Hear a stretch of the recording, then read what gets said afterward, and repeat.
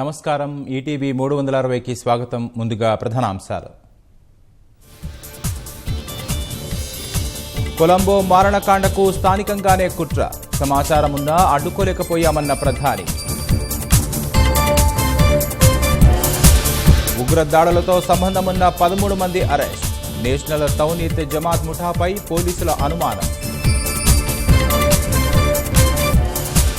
కశ్మీర్ పరిష్కార సువర్ణ అవకాశాన్ని కాంగ్రెస్ వదిలిపెట్టింది.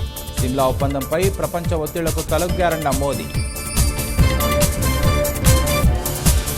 నామపత్రాలపై భాజపా కాంగ్రెస్ మధ్య మాటల యుద్ధం. అమేఠీలో రాహుల్ పోటీ అర్హతను నేడు తేల్చనున్న ఈసీ. గ్రామాల్లో మళ్లీ మొదలైన రాజకీయ సందడి. స్థానిక సంస్థల ఎన్నికలకు నేడు నోటీసు జారీ. కాంగ్రెస్ తెదేపా పక్షం విలీన వ్యూహానికి తెరాస పదును. ప్రతిపక్ష హోదాకు ప్రమాదం లేదని హస్తం పార్టీ ధీమా.